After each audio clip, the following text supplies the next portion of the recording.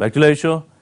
చేనేత కళాకారుల బ్రాండ్ అంబాసిడర్గా ఉన్న జనసేన అధినేత పవన్ కళ్యాణ్ వారి విజ్ఞప్తి మేరకు నిన్న చేనేత గర్జనలో పాల్గొన్నారు. చేనేత సమస్యలను ప్రభుత్వాల దృష్టికి తీసుకొచ్చే ప్రయత్నం చేశారు. అయితే ఒక రోజు ముందు మరి అదృష్టంగా ఏంటుంది, తెలంగాణ ముఖ్యమంత్రి సమీక్ష నిర్వహించారు. వారిని ఏ స్థాయిలో పైకి తీసుకురావాలి, ఆత్మహత్యలు ఏ రకంగా నివారించాలనే దాని మీద ఒక కార్యాచరణ రూపొందిస్తున్నట్టుగా చెప్పారు. మరి ఆంధ్రప్రదేశ్ ప్రభుత్వం నుంచి చేనేత కార్మికుల కోసం ఎటువంటి స్పందన ఉంటుందో చూడాలి.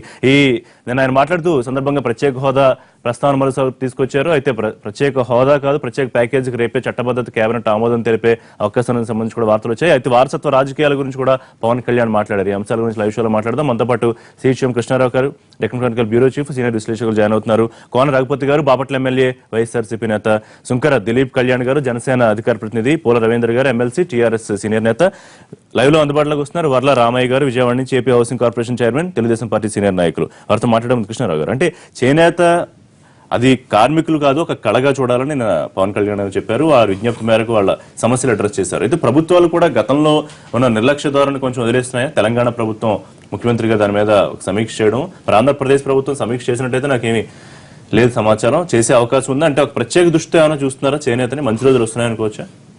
ఇప్పుడు ఈ రాష్ట్ర ప్రభుత్వాలు ఏర్పడినప్పటి నుంచి మన ఆంధ్రప్రదేశ్లో అంటే ఉమ్మడి ఆంధ్రప్రదేశ్లో ఒక డైలాగ్ ఉంటుంది, చేనేతకి చేయూత అంటూ ఒక అది హెడ్లైన్ మన పేపర్లు అందరూ పెట్టడం, అదేదో సమీక్షించడం, ఏవో కొన్ని స్కీములు ప్రకటించడం, మళ్ళీ 4 రోజులు మళ్ళీ మర్చిపోవడం, మళ్ళీ కొత్తది. ఒకటి ఏంటంటే మీకు ఈ చేనేత స్థానంలో ఈ మిల్లు వస్త్రాలు, ఈ పాలిస్టర్ వ్యవహారాలు వచ్చిన తర్వాత వస్త్రధారణలోనే చాలా మార్పులు గణనీయంగా ఈ గీన్లు ఇవన్నీ వచ్చిన తర్వాత ఈ చేనేతకి ఆదరణ తగ్గిన మాట వాస్తవం. మన్నికలు చూస్తారు, నాణ్యతలు చూస్తారు, ఖరీదు ఇవన్నీ చూస్తే వాటితో పోలిస్తే ఇవేమో బాగా డెడ్ చీప్గా ఇవి ఉన్నాయి. వాటిని డెడ్ చీప్గా చేసినా కూడా మన్నిక ఒకటి ప్రాధాన్యంగా ఉంటుంది. అది ఒక ఆస్పెక్ట్. దాంట్లో ఏంటంటే దీంతో ప్రతి వాళ్ళని చేనేత కార్మికులను కూడా మీరు కూడా ఆటోమేషన్ అవ్వాలి, కొన్ని మారాలి అంటే అందులో కూడా కొన్ని మార్పులు వ్యవహారాలు వచ్చాయి. హ్యాండ్లూమ్ స్థానంలో పవర్ లూమ్స్, లేకపోతే ఇంకా రకరకాలుగా బట్టలు నేయడంలో కూడా కొన్ని మార్పులు అవి వచ్చాయి. కానీ అయితే ఇక్కడ దీని అందరికీ ఆద్యుడు ఎవరంటే ఈ ఆంధ్రప్రదేశ్ మొత్తానికి ప్రగడ కోటయ్య గారని ఉండేవారు ప్రకాశం జిల్లాలో. ఆయన కాంగ్రెస్ పార్టీ సంబంధించిన ఆయన ఎంపీగా కూడా చేశాడు. ఆయన ప్రగడ కోటయ్య గారి కమిటీ అని అది చాలా ఫేమస్ కమిటీ. అది గతంలో నియమించడం, ఆయన కొన్ని సూచనలు చేయడం, వీళ్ళేమో అలాగే తప్పకుండా అనడం, మేము చేస్తున్నాం అని చెప్పడం, ఆ ఓట్లు ఏదో దండుకునే కార్యక్రమం లేకపోతే ఏదో చేయడం, మళ్ళీ మర్చిపోవడాలు, ఇలాగ అన్ని ప్రభుత్వాలు రకరకాల దశలో చేసాయి. మీరు ఇప్పుడు ఏదో అన్నట్టుగా ఆంధ్రప్రదేశ్ ప్రభుత్వం చేయలేదు అని బహుశా ఇది ఎప్పుడో రివ్యూ చేసేసి ఉంటాడు ఆయన. మన దృష్టికి నిన్న మొన్న చేయకపోవడం వల్ల రాలేదేమో కానీ ఆ కార్యక్రమం అదే చేస్తాడు. ఆయన ఎవరిని వదలరు కదా. ఎందుకంటే ఈ ఇండస్ట్రీ ఇది ఒక వృత్తికి సంబంధించి కుల వృత్తికి సంబంధించిన వ్యవహారం. ఇది ఈ కుల వృత్తికి సంబంధించినటువంటి లోటుపాట్లు చాలా రకరకాలుగా బలహీన వర్గాలు సంబంధించిన వెనుకబడిన కులాలకు సంబంధించిన వాళ్ళలో ఇది ఒక అగ్రస్థానంలో ఉండి మంచి ఓట్ బ్యాంక్ ఉన్నటువంటి వ్యవహారం. ఇది దీనికి నిరాదరణకు గురవుతుంటే దీనికి ఫలానాగా చేస్తే ఇమీడియట్ గా రిజల్ట్స్ వస్తాయి అనడానికి ఏంటంటే మీకు తూతూ మంత్రంగా ఉదాహరణకు రాజశేఖర రెడ్డి గారి టైంలో ఆయన శనివారం ఇవి వస్త్రాలు ధరించాలి, ఆయన ఎలాగో పంచి కట్టుకుని అదే ఉంటాడు, ఇది చెయ్యాలి అని ఆయన ఆయన ఉన్న 4 రోజులు ఏదో నడిపించాడు. ఆయన వెళ్ళిపోయాడు, మళ్ళీ అది మర్చిపోయారు. ఇప్పుడు తెలంగాణ ప్రభుత్వం సోమవారం చేయాలంటున్నారు. నిన్న కొల్లు రవీంద్ర గారు ఆంధ్రప్రదేశ్కి సంబంధించినటువంటి చేనేత శాఖ కూడా నిర్వహిస్తున్నటువంటి మంత్రి గారు ఆయన కూడా సోమవారం నాడు అమలు చేయమని ఆయన ఒక ఆదేశాలు ఆయన ఇచ్చాడు. అక్కడ ఆంధ్రప్రదేశ్లో కూడా నిరాదరణ అంటూ ఉండదు. బట్ దీనికి ఎంత ఆదరణ ఉంటుంది, దీన్ని ఏం చేయాలి అనే దాని మీద రకరకాల ఇందాక చెప్పినట్టు కోటయ్య గారి కమిటీ కానీ ఇంకా చాలా ఉన్నాయి. దీని మీద కొన్ని కమిషన్లు వేయడం, ఇవన్నీ సిఫార్సులు, ఇవన్నీ కార్యక్రమాలు జరిగాయి. ఈలోగా ఏమవుతుందంటే ఉదాహరణ కేటీ రామారావు గారు ఉన్నారు. ఇప్పుడు ఆయన ఇండస్ట్రీ మినిస్టర్గా ఈ చేనేతది కూడా ఆయన కూడా ఈ ప్రతి సోమవారం నాడు విధిగా ధరించాలని ఏదో ఒక ఆదేశం ఇవ్వడంతో పాటు ఆయన 4 రోజుల క్రితం తమిళనాడు వెళ్ళాడు. తిరుపూరు, పల్లాడం అవి కొన్ని ఏరియాలు ఉన్నాయి. అవి ఏంటంటే చాలా అసలు అది వరల్డ్ ఫేమస్. అది తమిళనాడులో ఉన్నటువంటి తిరుపూర్ అనేది అక్కడ మొత్తం హౌస్ హోల్డ్ ఇండస్ట్రీ. ఇది ఈ దాన్ని ఏమంటారు, ఈ తయారు చేసేది రకరకాల వంటి వస్త్రాలు వీటిలో హోసరీ వ్యవహారం. దీంట్లో వాళ్ళు కొన్ని మార్పులు తేవడం, మార్కెట్ అంతా చేయడం, వాళ్ళు అమ్మడంలో కూడా వాళ్ళు కొన్ని మెలకువ లేవు. ఇప్పుడు ఉదాహరణకి మీరు అక్కడ రైలు ఎక్కితే కూడా రైళ్లలో కూడా ఇవి ఎక్కడ పడితే అక్కడ వెరైటీ అమ్ముతూ ఉంటారు. అంటే మీకు అందుబాటు తేవడం అలా. ఇప్పుడు మీరు ఇక్కడ హ్యాండ్లూమ్ అంటే ఎక్కడికి వెళ్ళాలి అంటే ఏదో కోటి వెళ్ళాలా, లేకపోతే అది ఏమిటి, అది ఖాదీ వ్యవహారం, ఇలాగే ఇవన్నీ ఈ వ్యవహారాలు ఉంటుంది. దీనికి అలా కాకుండా వాళ్ళు అంతగా వాళ్ళు పాతుకుపోయి చేశారు. వాళ్ళు చేసి మొత్తం ఒక ఊరు అంతా కూడా ఇదే కార్యక్రమం నడుస్తూ ఉంటుంది అక్కడ. అది వాళ్ళు ఎర్నింగ్స్ కూడా ఎక్కువ విపరీతంగా ఉన్నాయి, ఎక్స్పోర్ట్స్ ఉన్నాయి. అలాగే మనకి పక్కన చూస్తే రాయదుర్గం, బళ్ళారి, ఇక్కడ ఇదో ఇండస్ట్రీ ఇక్కడ నడుస్తూ ఉంటుంది. ఇవన్నీ ఉన్నప్పుడు ఏమవుతుందంటే ఇప్పుడు ప్రభుత్వం ఇవాళ ఇక్కడ తెలంగాణది కూడా మీరు అడిగారు, ఇది ముఖ్యమంత్రి గారు 3 రకాల 3-pronged స్ట్రాటజీ అది చేయాలి ఇదని. ఆయన ఈ మధ్య ఏంటంటే ఈ ఎస్సీలు, ఎస్టీలు, బీసీలు ఇవన్నీ చేయగా కులవృత్తులను ఆధారంగా చేసుకుని ఉన్న వాళ్ళు కొన్ని లక్షల కోట్ల మంది ఉన్నారు ఇక్కడ ఈ తెలంగాణలో. బికాజ్ తెలంగాణ జనాభాయే మిగతా రాష్ట్రాలతో పోలిస్తే 100% అనుకుంటే మనం అందులో 84-85% దాకా బలహీన వర్గాల వాళ్ళే ఉంటారు. ఎస్సీ, ఎస్టీ, మైనార్టీ, బీసీలు వీళ్ళందరూ కలిసి. ఇంత పర్సెంటేజ్ మిగతా చోట్ల ఉండదు. ఈ 84%లో చేనేత కార్మికులు అంటే వీళ్ళ వ్యవహారం ఒకటి, ముదిరాజులకి ఆ చేపల వ్యవహారం అంతా ముదిరాజులు, యాదవులు, గొర్రెల పెంపకాలు, ఈ పశువుల పెంపకాలకు సంబంధించి అది ఇలా కొన్ని టార్గెటెడ్గా వీళ్ళకేమో ఓట్లు వ్యవహారం ఒక లాభం ఉంటుంది, వాళ్ళకి ఏదో చేసినట్టు వాళ్ళకి కనిపించేట్టుగా ఒక అది అసలు డబుల్-ప్రాంగ్డ్ స్ట్రాటజీ అది. దాన్ని ఏదో పెట్టి చేశారు. ఇప్పుడు పవన్ కళ్యాణ్ గారు వెళ్ళి అవన్నీ చెప్పి నేను బ్రాండ్ అంబాసిడర్ ఆయన ప్రకటించుకున్నాడు. వాళ్ళు మేము నిరాహారదీక్షలు చేస్తున్నాం మంగళగిరిలో, మీరు ఇక్కడికి వచ్చారు, ఆయన దగ్గరికి వచ్చి వాళ్ళ సమస్యలు అంటే ఓహో అలాగే ఇలాగా నేను కాటమరాయుడులో కూడా పంచి కట్టాను, ఇంకా నాకు పంచే బాగుంటుంది అంటాడు. మళ్ళీ ఎక్కడ పంచి కట్టి ఎక్కడ మనకు కనపడలే, సినిమాలో ఏమైనా పెట్టాడేమో కానీ. సో నేను వస్తాను మీ సంగతి చూస్తా అన్నాడు. వెళ్ళి వాళ్ళ నిరాహారదీక్ష ఉపసంహరింపు చేసినట్టున్నాడు. చేసి నేను చూసుకుంటాను మీ సంగతి పోరాడతాను అది ఇది అన్నాడు. పవన్ కళ్యాణ్ ఆంధ్రప్రదేశ్ రాజకీయాలు తెలుగుదేశం పార్టీ ప్రభుత్వం ఎలా ఉంది అంటే ఈయన వెళ్ళడం ముందర వీళ్ళు సమస్య ఏదైనా ఉంటే ఆ సమస్యను వీళ్ళు పరిష్కరించడానికి ఈయన కొన్ని పరిష్కార మార్గాలు, సూచనలు అవి ఇవ్వడం, వెంటనే వాళ్ళు రంగంలో దిగి బాబు మా పవన్ కళ్యాణ్ గారు చాలా మంచి ఆయన, మాకేం ఇది లేదు, ఆయన ఏం చెప్పినా మేము చేస్తూ ఉంటాం అన్నట్టుగా వీళ్ళు చేయడం. ఈ సంతృప్తులు అసంతృప్తులు అవి ఈ తప్ప ఈ మొత్తం వ్యవహారాలు ఏంటంటే మనకి బేసిక్గా మీ అందుబాటు ఒకటి చేస్తే ఆటోమేటిక్గా మీరు వాళ్ళ మీద వీళ్ళ మీద ఆధారపడక్కర్లేదు. ఈ అందుబాటు ఏమిటనేది చేనేత కార్మికులు వాళ్ళ వ్యవహారాలతో కూడా ఆధారపడి ఉంటుంది. ఎందుకంటే అది ఇండివిజువల్. మిల్ అంటే ఏంటంటే అసలు ఎవరికి సంబంధం లేకుండా కొన్ని లక్షల మీటర్లు తయారు చేసేస్తారు, వదిలేస్తుంటారు, మార్కెటింగ్ వ్యవహారం అది. వీళ్ళది ఏంటంటే ఒక్కొక్కడు చేసుకోవడం. వాళ్ళకి కోఆపరేటివ్ సొసైటీలు ఉన్నాయి, యూనిట్లు అన్నీ ఉన్నాయి. వీటిని సంఘటితం చేసి వ్యవహారం చేసే దగ్గర ఏమవుతుందంటే వాళ్ళకు కూడా కొన్ని సమస్యలు ఉంటున్నాయి. రైట్, రామయ్య గారు, కృష్ణారావు గారు చెప్పినట్టు ఒక సమస్యను పవన్ కళ్యాణ్ గారు అడ్రస్ చేయగానే ప్రభుత్వం దాని మీద వెంటనే స్పందిస్తున్న పరిస్థితి మనం చూస్తున్నాం. అయితే కొన్ని వ్యాఖ్యలు చేశారు ఈ వ్యవహారానికి సంబంధించి ఆయన అనుకున్న బాధపడిన పరిస్థితి కూడా ఉంది. అంటే వడ్డించే వాళ్ళని వదిలేసి విస్తరలు ఏరుకునే వాళ్ళ దగ్గరికి వెళ్తున్నారు, అవును నేను వెళ్తాను, నాకు అవకాశం భగవంతుడు ఇచ్చాడని ఆనందంగా ఫీల్ అవుతాను, ఇట్లాంటి కామెంట్స్ చేశారు. ఆ వ్యాఖ్యలు చేశారు ఆ తెలుగుదేశం పార్టీ నాయకులు. పాదయాత్ర సందర్భంగా అప్పుడు ప్రతిపక్ష నేతగా చంద్రబాబు నాయుడు ముఖ్యమంత్రి అయ్యాక చేనేత హామీలు వాళ్ళకి చేస్తాన కార్యక్రమాలు విస్మరించారా? ప్రతిపక్షాలు విమర్శిస్తున్నట్టు. నమస్కారం అండి, అక్కడున్న పెద్దలందరికీ కూడా నమస్కారం. కృష్ణారావు గారికి, రిషి గారు, అక్కడ ఉన్న వాళ్ళకి నమస్కారం. ఇక్కడ కృష్ణారావు గారితో నేను చాలా వరకు ఏకీభవిస్తున్నాను ఒక్క విషయంలో తప్ప. పవన్ కళ్యాణ్ గారు ముందెళ్తారు, ఏదో స్టేజ్ మేనేజర్ డ్రామా లాగా పవన్ కళ్యాణ్ గారు ముందెళ్తారు, సమస్యలు ఏకరువు పెడతారు, తర్వాత ప్రభుత్వం రంగంలోకి దిగుతుంది, ఆ సమస్యలు పరిష్కరిస్తుంది అన్నారు. ఇది పూర్తిగా నిజం కాదు. ఆయన సమస్యలు ఏకరువు పెట్టిన సందర్భాలు చాలా ఉన్నాయి. ఆ సమస్యలు సదుద్దేశంతో ప్రభుత్వం తీసుకొని పరిష్కరించిన సందర్భాలు చాలా ఉన్నాయి. కానీ this is not a stage managed process. ఆయన సమస్య ఎక్కడ ఉంటే పాప ఆయన వెళ్తున్నాడు కష్టపడి. ఒక ప్రక్క సినిమా, ఒక ప్రక్క అంతకుముందు పెద్దగా ప్రభుత్వం దృష్టి పెట్టిన అంశాలు లేకపోతే విస్మరించే అంశాలు జగన్మోహన్ రెడ్డి గారు దాని మీద దీక్ష చేస్తే అసలు ఎప్పుడు లెక్క చేసిన పరిస్థితి ఉండదు. ఇది చేనేత మీద చేశారు జగన్మోహన్ రెడ్డి గారు. అప్పుడేం ప్రభుత్వం సో అది మన ఎమ్మెల్యే గారు చెప్తున్నారు రఘుపతి గారు, అంతకుముందు జగన్మోహన్ రెడ్డి చేశారు, స్పందన ఏం లేదు, మరి ఇప్పుడు స్పందన వస్తే డెఫినెట్ గా అనుమానాలు వస్తాయిగా.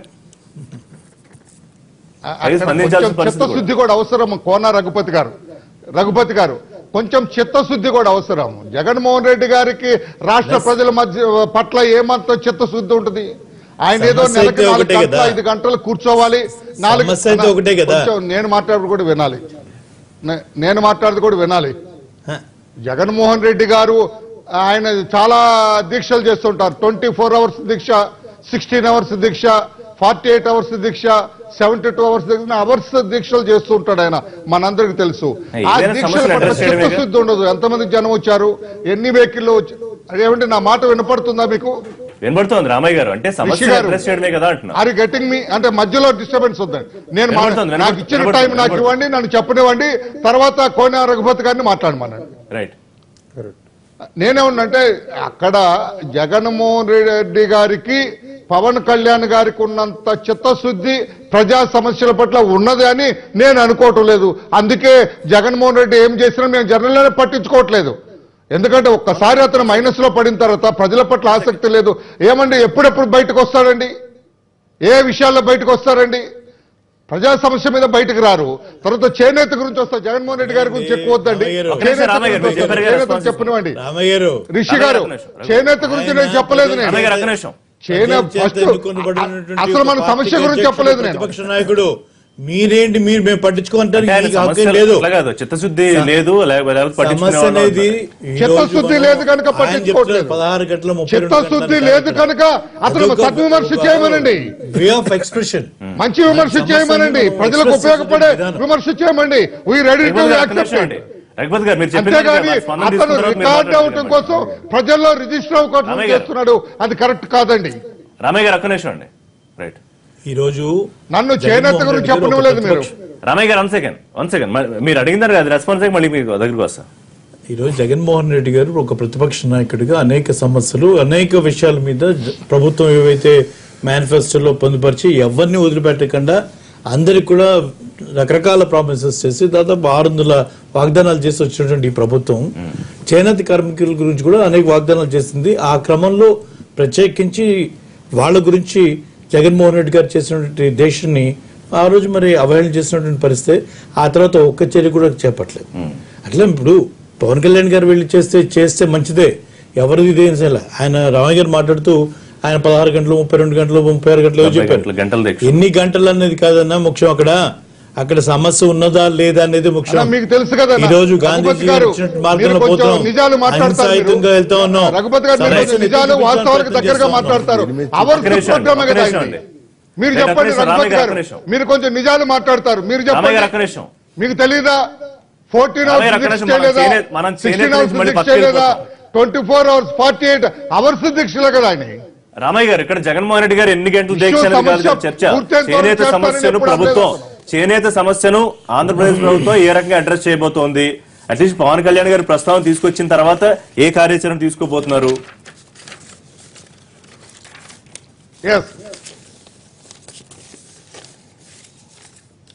వాయిస్ రావట్లేదు.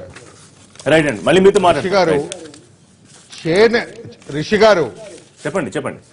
నేనేనా? చెప్పండి రామయ్య గారు. రిషి గారు ఏం టెక్నికల్. రిషి గారు నా వాయిస్ వస్తుందా? వినిపిస్తోంది రామయ్య గారు, చెప్పండి. అతను రిషి వాయిస్ రావట్లేదు. రిషి గారు ఈ రోజున తెలుగుదేశం ప్రభుత్వం వచ్చిన తర్వాత స్వర్గీయ నందమూరి తారక రామారావు గారు మొట్టమొదటిసారిగా సీఎం అయినప్పుడు చేనేత వస్త్రాలని చెప్పి, చేనేత చీరలని, చేనేత పంచలని, చేనేతను ఆయన ఎంకరేజ్ చేసి హక్కును చేర్చుకోవటం జరిగింది. తర్వాత చంద్రబాబు నాయుడు గారు ముఖ్యమంత్రి అయిన తర్వాత వాళ్ళకు ఒక ప్రత్యేక కార్పొరేషన్ పెట్టి వాళ్ళకి దగ్గరకు తీసుకొని బడ్జెట్ లో వాళ్ళకి ప్రత్యేకంగా కేటాయింపులు చేసి వాళ్ళకి హ్యాండ్లూమ్స్ అన్నిటి పెట్టుకోవడానికి అవకాశం కల్పించి వాళ్ళకి ఇళ్ల స్థలాలు ఇచ్చినప్పుడు కూడా హ్యాండ్లూమ్స్ చేసుకోవడానికి కూడా ప్రత్యేకంగా వాళ్ళకి ఎక్కువ స్థలాన్ని కేటాయించి వాళ్ళ గృహ నిర్మాణంలో కూడా వాళ్ళకి ప్రత్యేక స్థానాన్ని ఏర్పాటు చేసి తెలుగుదేశం ప్రభుత్వం తప్ప, తెలుగుదేశం పార్టీ తప్ప చేనేతలను హక్కును చేర్చుకున్న వాళ్ళు ఎవరండి? మీరు చెప్పేది తెలుగుదేశం గవర్నమెంట్.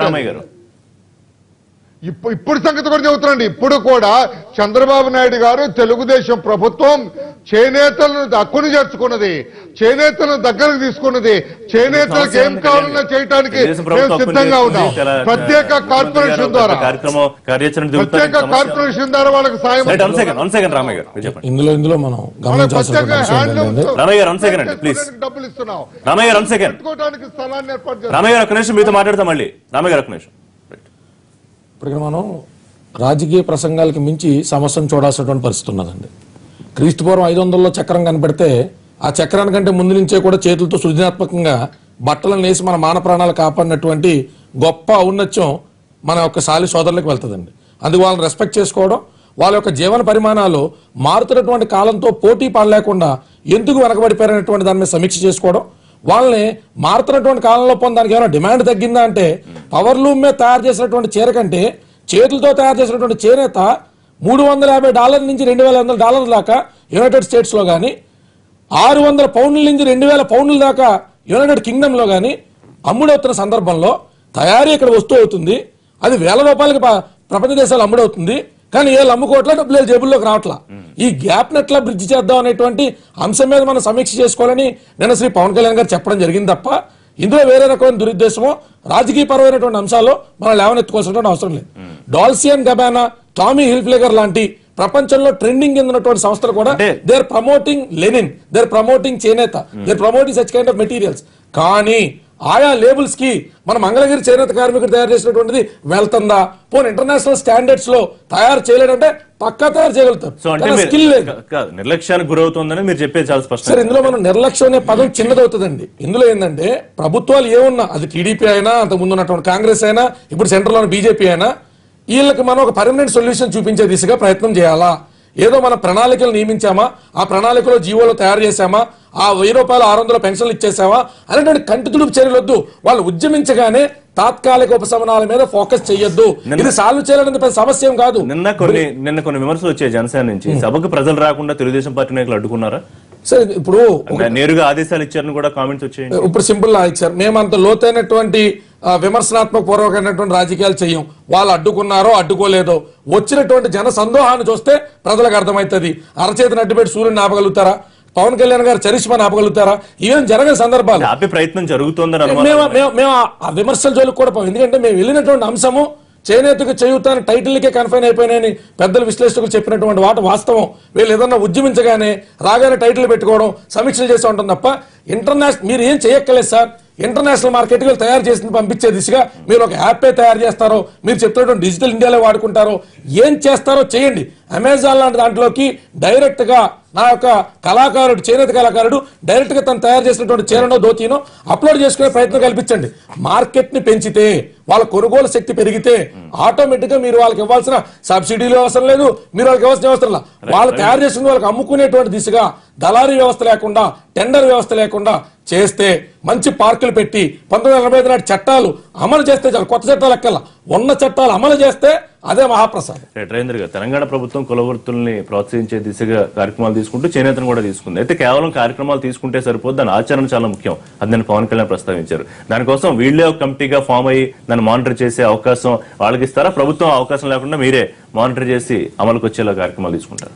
జనరల్ గా ముఖ్యమంత్రి గారికి ఉద్యమ కాలంలో అన్ని ప్రాంతాలు తిరిగినరు. ఈ తెలంగాణలో ఉన్నటువంటి కుల వృత్తుల యొక్క పరిస్థితులు ఏంటి అనేది పూర్తిగా అవగాహన ఉంది.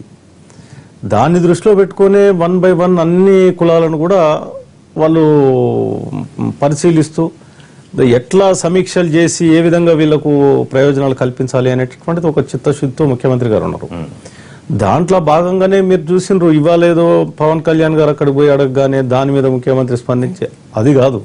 యాదవుల గురించి పరిస్థితులు ఏంటి, ముదిరాజుల గురించి ఈరోజు చెర్లలో మొత్తం ఫ్రీగా, ఇంతకుముందు కాంట్రాక్టర్లు, బడా కాంట్రాక్టర్లు వచ్చి వాళ్ళు వీళ్ళను కార్మికులకు ఏం లేకుండా లాభాలు వాళ్ళు దండుకునే. కానీ ప్రస్తుతం ఫ్రీగా మత్స్య పరిశ్రమను అభివృద్ధి చేసి వాళ్లకు లాభాలు జరిగేటట్లుగా కార్మికులకు చేసింది. అందులో భాగంగానే చేనేత కుల వృత్తుల గురించి కూడా ముఖ్యమంత్రి గారు ప్రభుత్వం నిన్న ఒక్కరోజు జరిపినటువంటి సమీక్ష కాదు ఇది. వరంగల్లో టెక్స్టైల్ పార్క్ ఏర్పాటు చేయాలనేటటువంటి ఒక ఆలోచన వచ్చింది. మంత్రి కేటీఆర్ గారు ఇప్పటికే చాలా నెలల క్రితం నుంచే చేనేత వస్త్రాలను మనం ధరించాలి అని చెప్పి ఇటు అసెంబ్లీలో, కౌన్సిల్లో కూడా చెప్పి మనమే ధరించినప్పుడు దాన్ని చూసి మన కార్యకర్తలు కానీ ప్రజలు కానీ అనుసరించే అవకాశం ఉంటుంది, వాళ్ళని ఆదుకోవాలి అనేటటువంటి ఒక మంచి ఆలోచనతో ఉంది. ఇప్పుడు మీరు సిరిసిల్ల తీసుకోండి, పోచంపల్లిలో బ్రహ్మాండమైనటువంటి కాస్ట్లీ చీరలు చేస్తా ఉన్నారు, గద్వాల చీరలు ఉన్నాయి. ఈ తెలంగాణలో ఇలాంటి కార్మికులు కష్టపడుతున్నారు, తయారు చేస్తున్నారు, కానీ దానికి సంబంధించినటువంటి ప్రతిఫలం నేరుగా వారికి రావట్లేదు, మధ్య దళారీలోకి పోతున్నాయి. సో ఫారెన్ కంట్రీస్ లో కూడా చాలా చేస్తున్నారు కదా టీఆర్ఎస్ కానీ ప్రభుత్వం కానీ. మేం పవన్ కళ్యాణ్ అక్కడ చెప్పినటువంటిది ఏం చెప్పిండు, చేనేతకు చేయూతనియాలని చెప్పిండు, మంచి కార్యక్రమమే. మా ప్రభుత్వం, మా ముఖ్యమంత్రి గారు ఆల్రెడీ ఆలోచనలో ఉన్నారు. దాని మీద క్లియర్ గా నిన్న తిరుపూర్ విషయంలో కూడా కేటీఆర్ గారు సమీక్ష చేసిన, వాళ్ళతో మీటింగ్ ఏర్పాటు చేసిండ్రు, ఏ విధంగా వాళ్ళని ఆహ్వానించాలి, ఇక్కడ మనం ఎట్లా మన ప్రభుత్వానికి, మన ప్రజలకు, మన చేనేత కార్మికులకు ఏ రకంగా మనం ఉపయోగపడతాం అనేటటువంటి ఆలోచనలు ఉన్నారు. హ్యాండ్లూమ్స్ నుంచి పవర్ లూమ్స్కి వచ్చిన తర్వాత కూడా కొంత మెరుగైనా పూర్తిగా వాళ్ళను ఆదుకోలే. ఆ చేనేత కార్మికులకు కూడా మనం రాగానే ఆసరా పెన్షన్ తో ఇమ్మీడియట్ గా అన్నం పెట్టే కార్యక్రమం ముఖ్యమంత్రి గారు పవన్ కళ్యాణ్ మూలంగా స్ఫూర్తి పొందడం, ప్రేరణ పొందడం జరిగింది.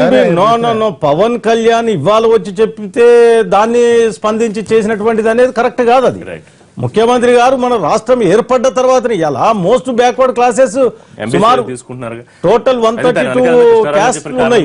ఆ కులాలన్నింటినీ కూడా ప్రయోజనం, ప్రభుత్వానికి కూడా ప్రయోజనం. 80% ఉన్నటువంటి ఎస్సీ, ఎస్టీ, బీసీ, మైనార్టీస్ వీళ్ళందరినీ కూడా ఆదుకోవాలని చెప్పి 1 by 1 చేసుకుంటూ వస్తుంది. మైనార్టీస్ తీసుకోండి, ప్రభుత్వం నుంచి దీని మీద ఏం చేస్తారు? ఇందులో కృష్ణరావు గారు చెప్పినట్టుగా ప్రగడ కోటయ్య గారు నాన్నగారితో పాటు కంటెంపరీ 67 నుంచి 72 దాకా ఎమ్మెల్యేగా ఉన్నారు, పక్కనటువంటి చీరాల నియోజకవర్గం నుంచి. ఆయన అనేక సమస్యల మీద, ప్రత్యేకించి చేనేత కార్మికుల సమస్యల మీద ఆయన పోరాటం చేసినటువంటి వ్యక్తి. అయితే ఆ రోజుకి ఈ రోజుకి ఉన్నటువంటి వ్యత్యాసం, సమస్యలు ఉన్న తీరాయంటే ఏ సమస్య తీరలేదు, కార్మికుడు పడేటువంటి ఇబ్బందులు అయితే అలాగే ఉన్నాయి. ఈ రోజు వాళ్ళు తయారు చేసేటువంటి బట్టల ఖరీదైతే విపరీతంగా పెరిగిపోయింది. ఈ రోజు నేను వేసుకునేటువంటి ఇది పొందూరు ఖాదీ అని చెప్పుకుంటాం. అక్కడికి వెళ్ళి మేము చూస్తే ఈ 100 కౌంట్ తయారు చేసేటువంటి వాళ్ళు వేళ్ల మీద లెక్క పెట్టచ్చు. మరి వాళ్ళని వాళ్ళని ఆదుకోవాల్సిన అవసరం, ఒక కార్మికుడు కాకుండా ఒక కళాకారుడుగా కూడా చూడాల్సినటువంటి అవసరం ఉంది. మరి ఆ క్రమంలో ఇందాల సోదరుడు కళ్యాణ్ చెప్తున్నట్టుగా ఇది మనం అప్రోచ్ లోనే ఉంది, అంత తేలిక కూడా కాదు, వారు చెప్పినంత తేలిక కూడా కాదు. ఎందుకంటే ఇది ఒక క్లస్టర్ అప్రోచ్ లోకి వెళ్ళి చేయాలి. సిరిపూర్ మనం ఎగ్జాంపుల్ కి తీసుకుంటే అది ప్రతి ఇంట్లో కూడా ఒక్కొక్క ఐటమ్ తయారవుతుంది, ఒక దగ్గర షోల్డర్ తయారవుతుంది, ఒక దగ్గర కాలర్ తయారవుతుంది. ఆ రకంగా వాళ్ళు డివైడ్ చేసుకుని ఎక్కడైతే మనం ఇది స్టార్ట్ అయింది ఇటలీలో ఈ క్లస్టర్ అప్రోచ్ విధానం అనేది, దాన్ని వాళ్ళు అడాప్ట్ చేసుకుని అక్కడ సక్సెస్ఫుల్ గా చేయడం జరిగింది. ఇక్కడ మనకి ఏంటంటే ఇది ఒక కులవృత్తిగా స్టార్ట్ అయింది. ఇంకా ఆ కమర్షియలైజేషన్ లోకి మనం తీసుకెళ్లడంలో సక్సెసివ్ గవర్నమెంట్స్ ఏవైనా కూడా ఒక రకంగా ఫెయిల్ అయ్యాయని చెప్పాలి. ఈ దీంట్లో మనం ఒకటి డైరెక్ట్ గా కార్మికుడికి బెనిఫిట్ ఎవరు చేయాలి, వాళ్ళ రైట్ ని ఎట్లా ప్రొటెక్ట్ చేయాలి, ఇది మినిమం వేజెస్ యాక్ట్ కింద తీసుకొని వచ్చి వాళ్ళకి ఫిక్స్ చేసి ఈ పర్టికులర్ టాలెంట్ ని ఒక కేటగిరీ కింద ఫిక్స్ చేసి అతనికి ఈ సెమీ స్కిల్ ఆర్ స్కిల్ కింద పెట్టి ఒక పర్టికులర్ దీన్ని తీసుకొని వచ్చి వాళ్ళు ప్రొటెక్ట్ చేస్తే తప్పించి కుదరదు. వాళ్ళ బొమ్మనా బ్రదర్స్, చందన బ్రదర్స్ వాళ్ళు కూడా అక్కడి నుంచి వచ్చిన వాళ్ళే, ఆ స్థాయికి వెళ్ళిన ఆపర్చునిటీస్ వస్తే తప్పకుండా వాళ్ళు అద్భుతమైనటువంటి కార్యక్రమం చేయగలరు. దాన్ని అందరినీ కూడా ఒక దగ్గర తీసుకొచ్చి బ్రేక్ తీసుకుందాం. బ్రేక్ తర్వాత ఆంధ్రప్రదేశ్ ప్రభుత్వం ఏం చేయబోతుందని మాట్లాడుతూ వారసత్వ రాజకీయాల గురించి ప్రస్తావించారు పవన్ కళ్యాణ్, అంశం కూడా మాట్లాడదాం. చర్చ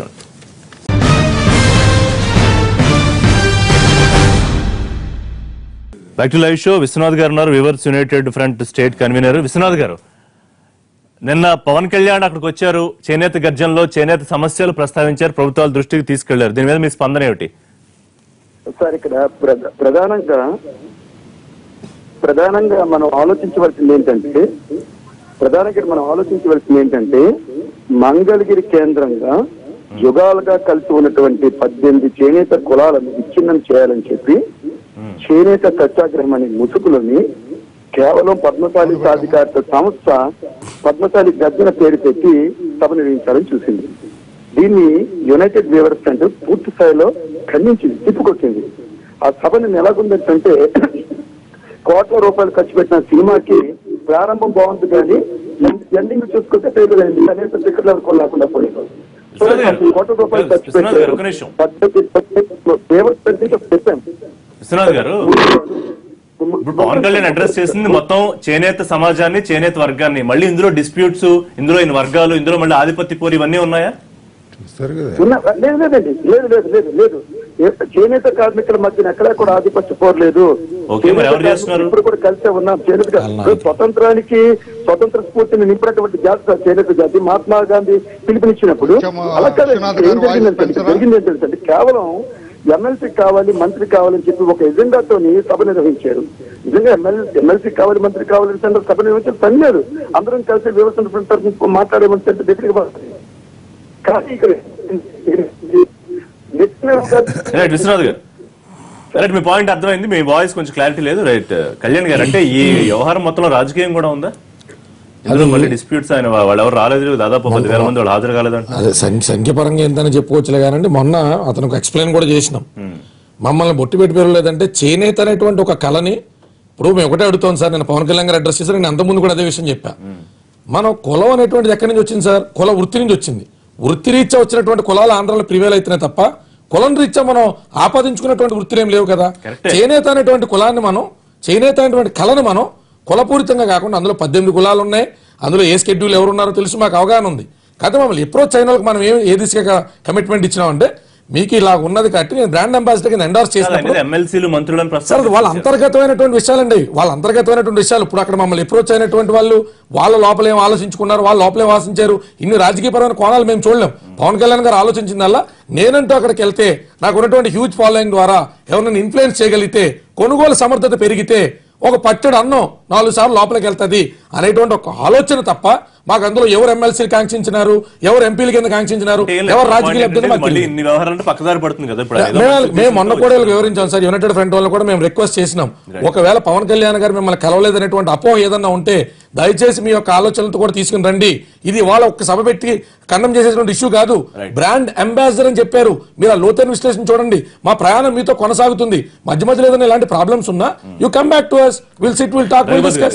ఏంటి ఇందులో మళ్ళీ రాజకీయ కోణం ఉంటే అన్న చూడాల్సిన అవసరం ఉంది. ప్రధానంగా అక్కడ పద్మశాలి లీడ్ తీసుకొని సభ నిర్వహించినటువంటి ఇదేం పవన్ కళ్యాణ్ గారు ఆర్గనైజ్ చేసింది కాదు.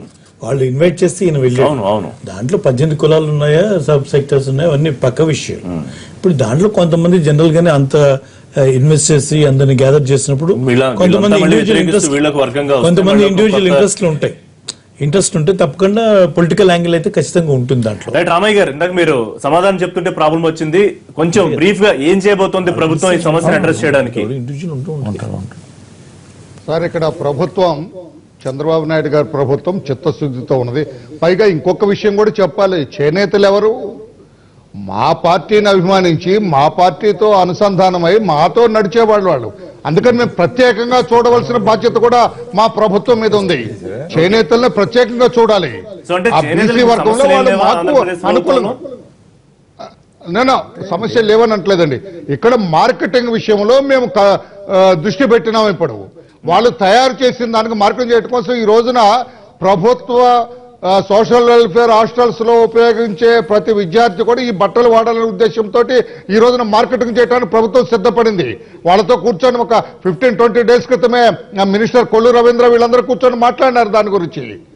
ప్రతి వ్యక్తి కూడా వారానికి ఒకసారి ఈ బట్టలు వేసుకుంటే. తెలంగాణ రాష్ట్ర ప్రభుత్వం ఒక పెద్ద కార్యాచరణ రూపొందించుకుంటాం, దాదాపుగా అందరికీ మొత్తం అందులో ఉన్న అన్ని సంఘాలకి వర్గాలకి మేలు జరిగేలాగా. దాన్ని ఏమైనా అడాప్ట్ చేసుకునే అవకాశం ఉంటుందా? త్రికోణ వ్యూహం ఇక్కడ వాళ్ళదే వీళ్ళదే అడాప్ట్ చేసుకోవాల్సిన అవసరం మాకు లేదండి. అడాప్షన్ ఎప్పుడు ఉంటుంది? మన దగ్గర ఒక సరైన అవగాహన లేనప్పుడే అడాప్షన్ గురించి ఆలోచిస్తాం. ఈ రోజున మనం పుత్తూరు టెక్స్టైల్స్ గురించి ఇందాక పుత్తూరు టెక్స్టైల్స్ గురించి ఒక వ్యక్తి మాట్లాడినారు. పుత్తూరు కూడా ఎక్స్పోర్ట్ చేయాలని, ఇంకా తమిళనాడులో పుత్తూరు పరిసర ప్రాంతాల్లో కోయంబత్తూరులో ఒక భాగంలో కూడా ఈ చేనేతకు చాలా మంచి మార్కెటింగ్ ఉంది. వీటన్నిటిని కూడా దృష్టిలో పెట్టుకొని వాళ్ళు తయారు చేసిన దానికి మార్కెటింగ్ కావాలా, తయారు చేయడానికి అనుకూలమైన పరిస్థితులు సృష్టించాలా, వాళ్ళకి కరెంట్ లో కూడా రిపేట్ ఇవ్వడానికి డిస్కౌంట్ ఇవ్వడానికి కూడా ప్రభుత్వం సిద్ధంగా ఉంది.